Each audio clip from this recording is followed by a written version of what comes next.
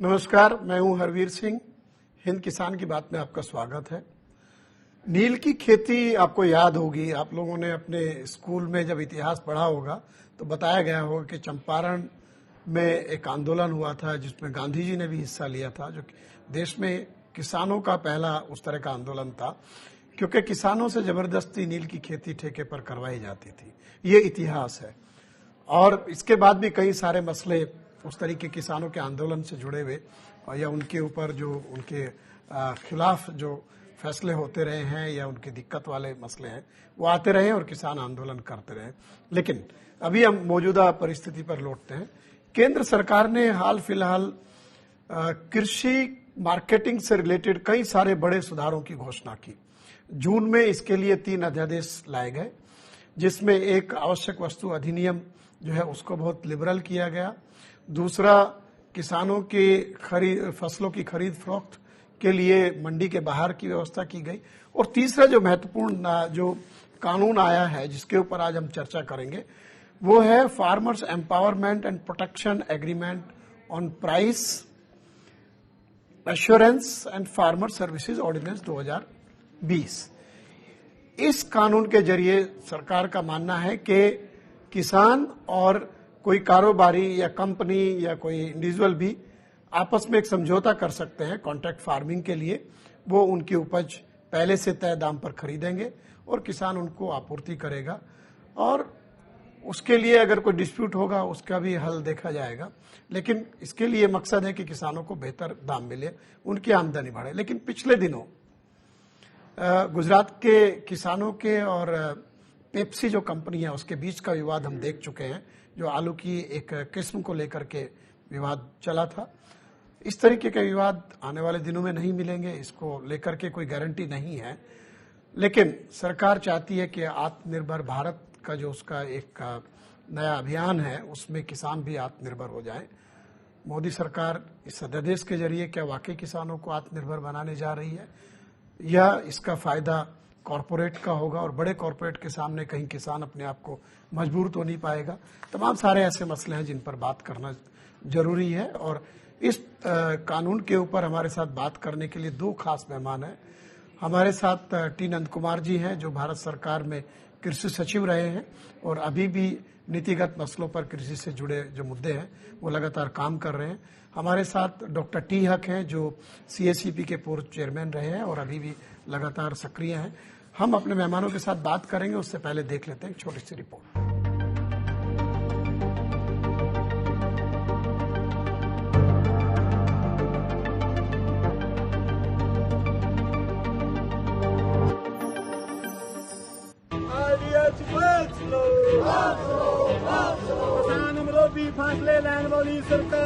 देश भर में किसान जिन कृषि अध्यादेशों का विरोध कर रहे हैं उनमें कॉन्ट्रैक्ट फार्मिंग से जुड़ा अध्यादेश भी शामिल है।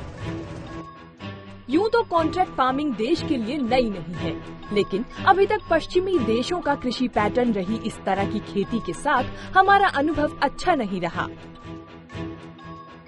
5 जून को लाए गए 3 अध्यादेशों में से एक कॉन्ट्रैक्ट फार्मिंग भी है।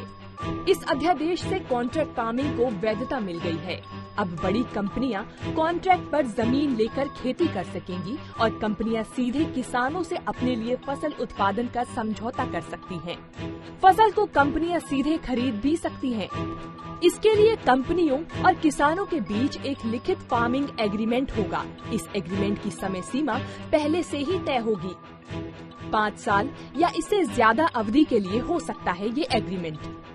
डिलीवरी के समय किसान को 2/3 भुगतान देना होगा जरूरी। एग्रीमेंट में भुगतान की राशि लिखा होना भी जरूरी होगा। लेकिन पहला सवाल तो ये है कि क्या भारत जैसे देश के लिए कॉन्ट्रैक्ट फार्मिंग वाकई जरूरी है? कॉन्ट्रैक्ट फार्मिंग से जुड़े अध्यादेश में कहीं भी मूल्य की गारंटी का प्रावधान नहीं है। साथ ही मूल्य निर्धारण के बेहद मुश्किल फॉर्मूले इसमें शामिल हैं। क्या सरकार खेती को कॉर्पोरेटाइजेशन की दिशा में ले जाना चाहती है? क्या इससे किसान बड़े कॉर्पोरेट के सामने खुद को अकेला खड़ा नहीं पाएंगे? सवाल तो बहुत सारे हैं, लेकिन फिलहाल इनका जवाब किसी के पास नहीं। Bureau report, Swaraj express. मैं पहला सवाल आपसे करूंगा नंद कुमार जी कि भारत जैसे देश में जहां अभी भी 60-70% से करीब आबादी खेती के ऊपर या उससे जुड़े काम धंधों पर अपना जीवन बसर करती है, तो रोजगार देने का और एक तरीके से आत्मसम्मान से काम करने का एक बहुत बड़ा जरिया खेती हमारे देश में है। पश्चिमी देशों में अभी भी काफी हद तक ये एक बिजनेस की तरह से ट्रीट होता है। तो ऐसे में कॉन्ट्रैक्ट फार्मिंग क्या वाकई जरूरी है, और ये कितना इसको हमने जो नया कानून आया है उसको हमने अपनी परिस्थितियों के अनुसार ढाला है या नहीं? तो इसको लेकर के जो पहला मेरा ये है कि क्या जरूरी है कॉन्ट्रैक्ट फार्मिंग, इसको लेकर के आपका क्या कहना है? देखिए, ये कॉन्ट्रैक्ट फार्मिंग पहले से भी होता आ रहा है जी। वो विश्वास के ऊपर चलता था। अब आप पोल्ट्री इंडस्ट्री को देखिए, उसकी जो भी ग्रोथ हुई है वो एक तरह का कॉन्ट्रैक्ट फार्मिंग से हुई है जी। और सीड इंडस्ट्री को आप देखिए, सीड इंडस्ट्री इतना बड़ा हो गया, वो भी सीड कंपनी और किसान के बीच में कहीं ना कहीं एक समझौता है। ऐसा नहीं है कि वो समझौता नहीं है। अब ये कानून एक एनेबलिंग एनवायरनमेंट, मतलब अगर कोई और कॉन्ट्रैक्ट फार्मिंग करना चाहते हैं तो उसके लिए क्या प्रक्रिया होगी, किस तरह से इसकी पेमेंट होगी, इसके लिए एक इंफ्रास्ट्रक्चर, लीगल इंफ्रास्ट्रक्चर खड़ा कर दिया है। लेकिन ये मेरे ख्याल से बहुत ज्यादा इसका यूज होगा बहुत जगहों पर, ये मैं विश्वास नहीं करता हूं, क्योंकि कॉन्ट्रैक्ट फार्मिंग एक तो कुछ जगहों पर सही तरीके से ये हो पाएगा और मेरे ख्याल से इसका एक इम्पैक्ट तो जरूर होगा, लेकिन बहुत बड़ा लार्ज स्केल में कॉन्ट्रैक्ट फार्मिंग होगा ये शायद जी। हक साहब, इसी सवाल इसमें एक बात जी, आपने जारी रखिए जी। हाँ नंद कुमार जी बताइए। एक बात आपने ये कहा ना कि क्या किसान के साथ एक्सप्लॉइटेशन होगा कि नहीं होगा। ये वॉलंटरी है, लेट अस हम इसको समझ के चलें। कोई किसान के ऊपर कोई कंपल्शन नहीं है कि वो कॉन्ट्रैक्ट फार्मिंग में चले जाएं, वो खुद सोच समझ करके इसमें जाना चाहिए। और मेरा ये विचार है कि ये एक्ट से जो फार्मर प्रोड्यूसर ऑर्गेनाइजेशन है या कोऑपरेटिव सोसाइटी है, उसके जरिए अगर आप कॉन्ट्रैक्ट फार्मिंग में चले जाते हैं तो एक तो आपकी बार्गेनिंग पावर अच्छी हो जाएगी, दूसरी आप ये जो एग्रीमेंट के जो माइनर पॉइंट्स है उसको समझने में आसानी होगी। तो हक साहब, आपका क्या मानना है कि वो समय आ गया है कि हमारे देश में कॉन्ट्रैक्ट फार्मिंग को बढ़ावा दिया जाए? देखिए, इसका दो कारण है। कॉन्ट्रैक्ट फार्मिंग का मेरे हिसाब से फायदे बहुत हैं जी। एक्सपीरियंस, वर्ल्ड वाइड एक्सपीरियंस हुई है कि इससे किसानों को फायदा हुआ है। दिक्कतें कब आई है? जब कोई प्रॉपर लीगल फ्रेमवर्क ना हो, इंस्टीट्यूशनल अरेंजमेंट लोकल लेवल पे ना हो, या आपका एडमिनिस्ट्रेटिव मैकेनिज्म प्रॉपर ना हो।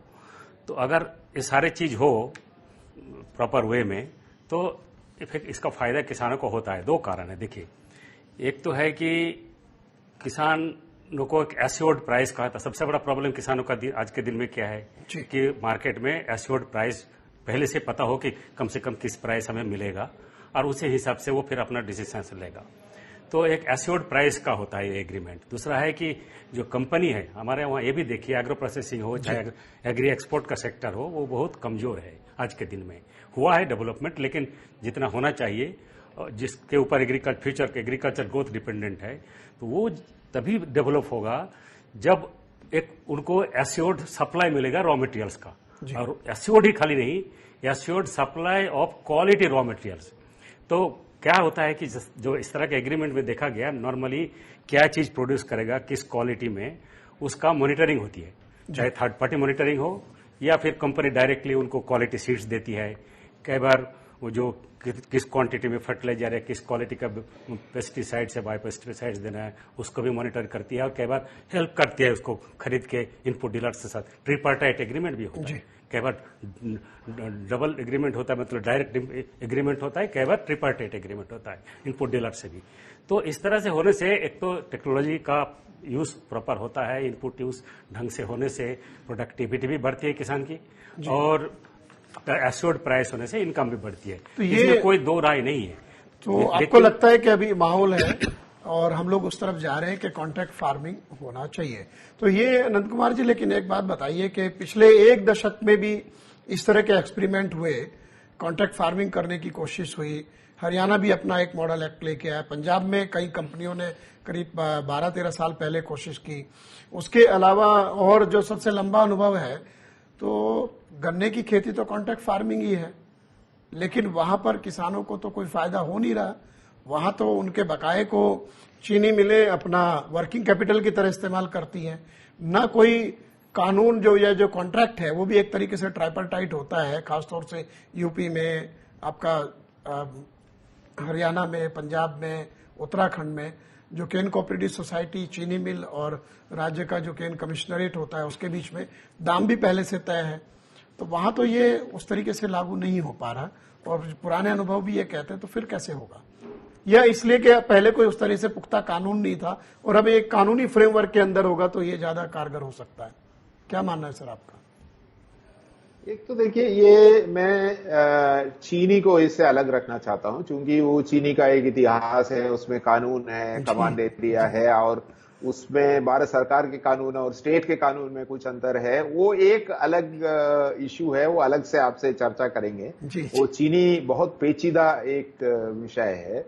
मैं उदाहरण आपको दे रहा था पोल्ट्री इंडस्ट्री। अब आप देखिए, पोल्ट्री इंडस्ट्री में जो भी कॉन्ट्रैक्ट है, मैंने उस कॉन्ट्रैक्ट को बहुत बढ़िया से देखा है, और उसमें उन्होंने क्या किया है, पूरी इनपुट वो कंपनी सप्लाई करती है और खरीदने का भी वो व्यवस्था कर लेते हैं, और पर बर्ड वो वेट के हिसाब से उनको एक ग्रोइंग चार्जेस मेरे ख्याल से वो 4-4.5 रुपया मिल जाता है, और उसमें मॉर्टेलिटी रेट भी तय है और उनका सर्विसेज का भी तय है, सब कुछ तय है। और ये सिस्टम इस कानून आने के पहले ही बहुत बढ़िया से चल रहा है। तो मेरा ये मानना है कि कानूनी एक फ्रेमवर्क अपनी जगह पर सही है, लेकिन जब तक वो ट्रस्ट नहीं है कंपनी और किसानों के बीच में, ये आगे बहुत ज्यादा बढ़ेगा नहीं।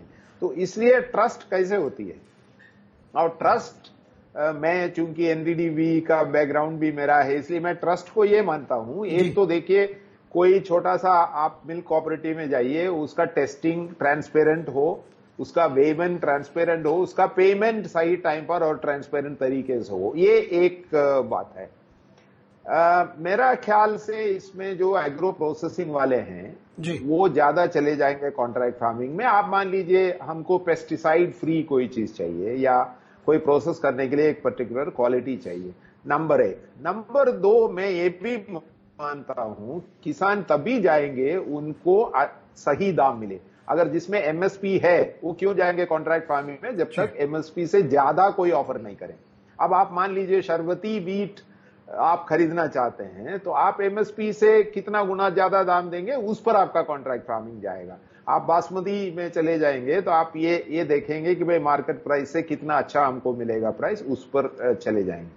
दूसरी की सर्विसेज हमको क्या मिलेगा, इस पर चली जाएंगे। तो मेरे ख्याल से ये एक एनेबलिंग प्रोविजन है, सही है, टेक्नोलॉजी ला सकती है, अच्छा है फार्मर्स के लिए।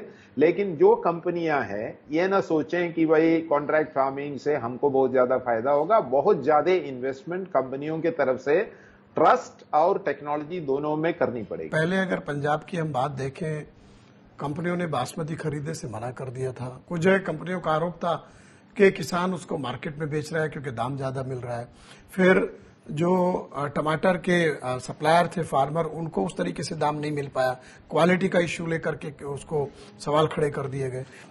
इस एक्ट में आपका डिस्प्यूट रेजोल्यूशन का जो एक मैकेनिज्म दिया गया, ठीक है, it may not be 100% full proof, लेकिन एक एफर्ट है क्लियरली कि कंसोलिडेटेड बोर्ड होगा जिसमें रिप्रेजेंटेटिव्स दोनों पार्टीज का होगा, वही कोशिश करेगा डिस्प्यूट को इमीडिएटली सेटल करने का। एसडीएम के द्वारा उसको डिस्प्यूट को रिजोल्व करेंगे, एसडीएम के द्वारा भी नहीं होता है तो डिस्ट्रिक्ट कलेक्टर करेंगे। तो इस तरह से मैकेनिज्म क्रिएट किया गया।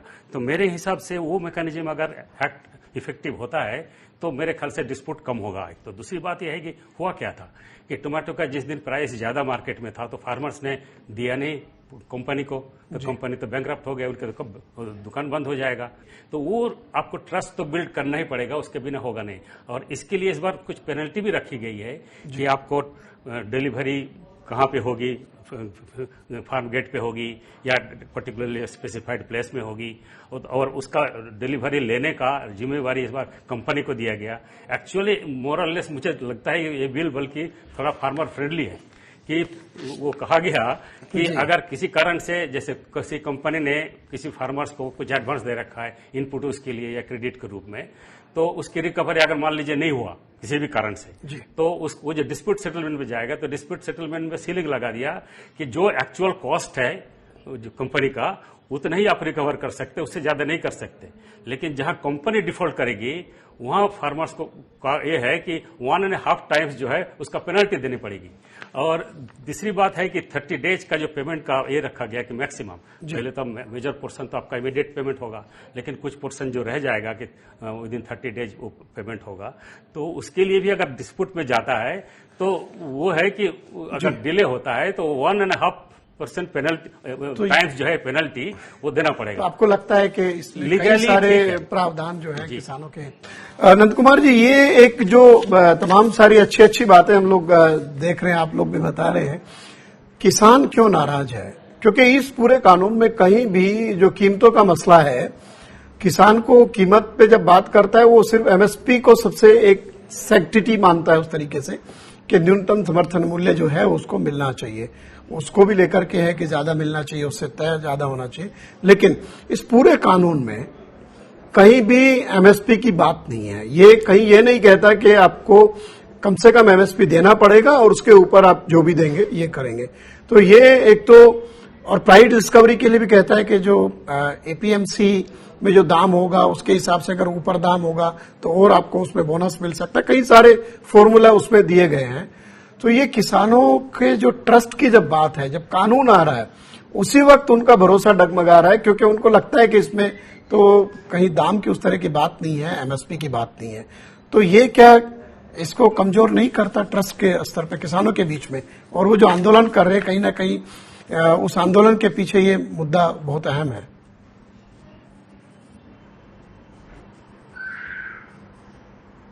अब हरवीर जी मेरे से पूछ रहे हैं? जी जी, आपसे। एक तो देखिए, इसमें ये जो एमएसपी नहीं लिखा हुआ है, ये एक विषय इसलिए महत्वपूर्ण है कि एमएसपी अगर लिख देंगे तो फिर उसका एडमिनिस्ट्रेशन में थोड़ी बहुत समस्या आ सकती है। नंबर 1, चूंकि सभी कमोडिटी में एमएसपी नहीं है, और एमएसपी अगर अवेलेबल है तो आप एमएसपी में जो भी एजेंसी है उनको आप दे दीजिए। लेकिन किसानों को ये पता है कि एमएसपी क्या है, और मेरा ये मानना है कि कोई किसान एमएसपी के नीचे का कोई दाम में एग्रीमेंट करेगा नहीं जी। क्योंकि मेरा ये मानने का ये है, एक तो वेजिटेबल, फ्रूट्स, हॉर्टिकल्चर, इस तरह के जो आइटम्स है उसमें ये कॉन्ट्रैक्ट फार्मिंग ज्यादा इफेक्टिव होगा। अगर आप एमएसपी वाले कमोडिटी में चले भी जाएंगे, मेरे ख्याल से वो थोड़े बहुत जो सुपीरियर क्वालिटी के हैं, आप जैसे मैंने कहा शरबती गेहूं हो या पेस्टिसाइड फ्री कोई चना हो या इस तरह के जो कमोडिटीज हैं, मेरे ख्याल से उसमें ही ये काम आ सकता है। तो जो कंपनीज हैं जो कॉन्ट्रैक्ट फार्मिंग में जाना चाहते हैं, उनसे मैं क्लियरली अनुरोध करूंगा कि जब आप एमएसपी के नीचे वाली बात सोचिए ही नहीं जी, आप एमएसपी के ऊपर वाली बात करिए। आप कितना ऊपर जा सकते हैं, ये सचमुच में आपका सक्सेस को ये करेगा, क्योंकि आपको अच्छे क्वालिटी का चीज चाहिए प्रोसेस करने के लिए।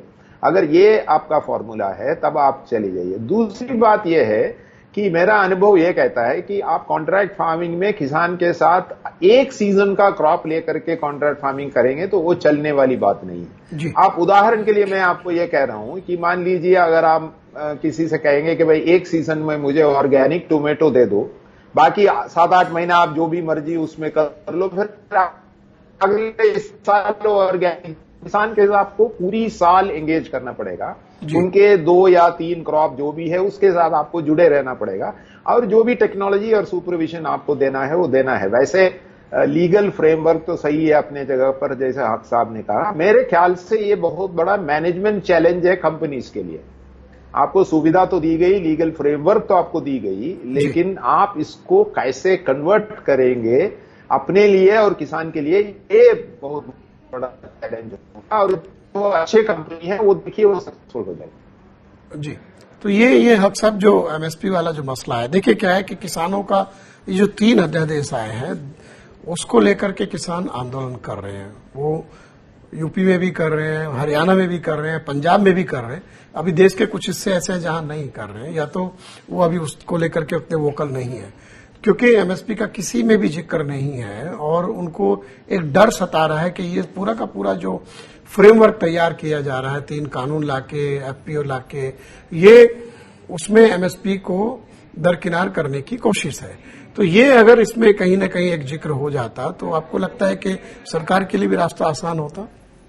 नहीं, देखिए मेरा अपना कहना है इसमें खास करके इस कॉन्ट्रैक्ट फार्मिंग के एग्रीमेंट के हिसाब से जी, कि आपने देखा होगा कि उसमें एक जगह ये मेंशन है कि जहां प्राइसेस वेरी करता है, एक बात तो सही है कि जिस कमोडिटीज में एमएसपी है वहां एमएसपी से नीचे कोई फार्मर्स क्यों एग्रीमेंट में जाएगा ही नहीं, it is voluntary kind of thing.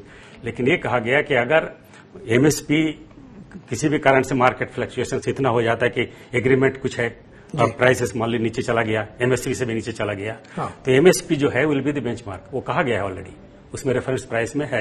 APMC price और इलेक्ट्रॉनिक ट्रेडिंग एपीएमसी प्राइस कहा गया, उसमें एमएसपी वर्ड इस्तेमाल नहीं हुआ, एमएसपी नहीं है, लेकिन एपीएमसी को कहा है। एपीएमसी प्राइस का मतलब ही नॉर्मल। लेकिन एक बात बताइए, आप एपीएमसी को तो पूरे सिस्टम से बाहर ही करना चाहते, फिर कहाँ रेफरेंस? बाहर इसमें नहीं किया गया, मैं बता रहा, बाहर होना चाहिए था वो, चूंकि बात थी उसी तरह का। जैसे फॉर इंस्टेंस क्या था, इस लॉ में थोड़ा सी इंप्रूवमेंट की जरूरत पड़ेगी। मैं अभी तक इसलिए नहीं कहा था कि चलिए ठीक है, बट इसमें थोड़ा बहुत इंप्रूवमेंट की जरूरत है कि पहले से भी हम लोगों ने सोचा था कि एपीएमसी के साथ पहले से जो इसको जोड़ रखा था कि रजिस्ट्रिंग अथॉरिटी भी जो है एपीएमसी ही होगी, और एपीएमसी का अपना पर्सनल इंटरेस्ट है, कॉन्फ्लिक्ट ऑफ इंटरेस्ट आता है, इसलिए वो इसको प्रमोट कर नहीं रहे थे। तो कॉन्ट्रैक्ट फार्मिंग कभी डेवलप होता ही नहीं इस देश में जब तक आप एपीएमसी में जुड़े रहेंगे। तो इसीलिए अब अभी भी जो कहा गया कि रजिस्ट्रेशन अथॉरिटी स्टेट गवर्नमेंट अपने हिसाब से करेगी। तो हो सकता है स्टेट गवर्नमेंट एपीएमसी को ही करे, जब तक रूल्स नहीं आएगा डिटेल्स तब तक अभी हम शायद कुछ नहीं कहेंगे। लेकिन आपको हम अभी भी कहें कि उससे किसानों को डरने की मेरे ख्याल से जरूरत नहीं है। एक एडिशनल आपके पास अपॉर्चुनिटी है टू गेट बेटर प्राइस। तो लेकिन सर ये बताइए नंद कुमार जी कि इसमें कंपनियां सर्विसेज भी देंगी, जैसे कि टेक्नोलॉजी से रिलेटेड है या फार्म प्रैक्टिस से रिलेटेड है, या वो इनपुट सप्लाई करेंगी, खाद, बीज, पेस्टिसाइड, केमिकल, तमाम सारे वो सप्लाई करेंगी। तो ये कहीं ऐसा तो नहीं कुछ कंपनियां इसे अपने प्रोड्यूस के लिए मार्केट के रूप में ही समझे? एक तो ये पॉइंट मेरा है। दूसरे, इसमें काफी फोकस आप देखेंगे कॉर्पोरेट स्टाइल पे है। कुल मिला के जो अगला स्टेप है एफपीओ वाला, कि कलेक्टिवली फार्मर्स अपना एफपीओ बनाएंगे कंपनीज एक्ट में या जो दूसरे प्रावधान है उसमें, और वो फिर आगे जाके जो एक तरीके से एग्रीगेटर की तरह से आगे जाके समझौते करेंगे। तो ये जो इंडिविजुअल फार्मर का अपने लिए इनपुट मटेरियल खरीदना या ये सब करना, उसको वो कंपनी बल्क में उनको एक मार्केट पे मिल जाएगा। तो ऐसा तो नहीं कि ये इनपुट सप्लायर अपने लिए मार्केट बनाने लिया या उनको लेवर करने का, उनको एक तरीके के लुभाने का ये भी है कि आपको देखिए ये मार्केट भी मिल रहा है, आप कॉन्ट्रैक्ट फार्मिंग भी कर लीजिए, लेकिन जरूरी नहीं कि इनपुट सप्लाई करने वाली कंपनियां कमोडिटी ट्रेड में हो या प्रोसेसिंग में हो, वो जाके फिर उस तरीके के एग्रीमेंट करेंगे। तो इसमें क्या लग रहा है आपको?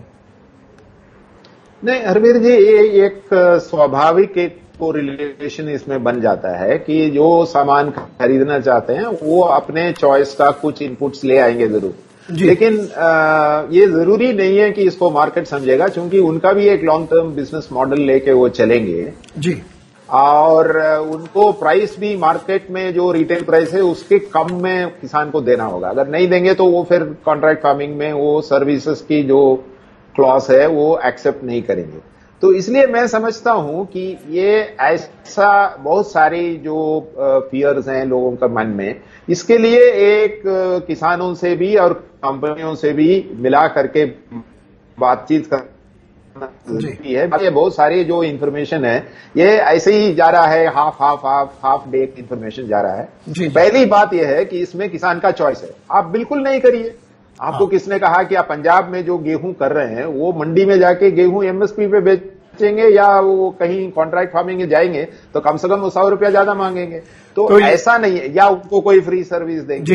इसलिए मेरे ख्याल से किसानों की अवेयरनेस करना, इसकी जो प्लस पॉइंट्स क्या है और किस चीज पे सावधान रहना है, ये दोनों बात पर तो ये मेरे ख्याल से बहुत बड़ी चर्चा। अक्सर आपका क्या कमेंट है लास्ट? एक तो एक पॉइंट मेरा छोटा सा है, लेकिन आप लोगों ने उसमें बात करी थी कि डिस्प्यूट सेटलमेंट का मैकेनिज्म इसमें है। ये फ्यू अगर उस पर्टिकुलर बिजनेस में आता है के रूप में, इंटरमीडिएट के रूप में, इनपुट सप्लाई के लिए हो चाहे मार्केटिंग के लिए हो, तो एक एम्पावर्ड ग्रुप है, फार्मर्स का वो एम्पावर्ड ग्रुप्स है। तो वो एम्पावर्ड ग्रुप अगर बल्कि कॉन्ट्रैक्ट अरेंजमेंट में जाए कंपनी के साथ, प्रोसेसर्स के साथ, एक्सपोर्टर्स के साथ, तो उसका फायदा होगा। लेकिन तो फाइनल एक सेकंड और कि ये जो आपका कॉन्ट्रैक्ट फार्मिंग से जो फियर है मेनली आता है कि एक कहीं कॉर्पोरेट फार्मिंग ना हो जाए, किसानों की जमीन नहीं चली जाए। इसमें क्लियरली कहा गया है कि लैंड लीज करने का, सेल करने का, मॉर्गेज का कोई प्रावधान होगा ही नहीं। तो इसी पॉइंट पे मैं अपने दोनों मेहमानों का शुक्रिया कहूंगा कि आप लोगों ने हमें समय दिया, हमारे कार्यक्रम में आकर के इस महत्वपूर्ण मसले पर जानकारी हमें दी और हमारे दर्शकों को दी। तो कुल मिलाकर जो कॉन्ट्रैक्ट फार्मिंग वाला जो अध्यादेश है, उसके बहुत सारे ऐसे पक्ष हैं जो अभी लोगों के बीच में नहीं गए। किसान नाराज है, वो आंदोलन कर रहा है, लेकिन हो सकता है कि शायद वो आधी अधूरी जानकारी इस माहौल को बनाने की वजह हो, लेकिन फिर भी इसमें कुछ बदलाव की तो गुंजाइश है और सरकार को स्थिति साफ करनी चाहिए ताकि किसानों की जो गुस्सा या नाराजगी है उसमें स्थिति साफ हो सके। आप जुड़े रहिए हमारे साथ हिंद किसान की बात में स्वराज एक्सप्रेस पर। फिर मिलेंगे एक नए मसले के साथ, नए मुद्दे के साथ। नमस्कार।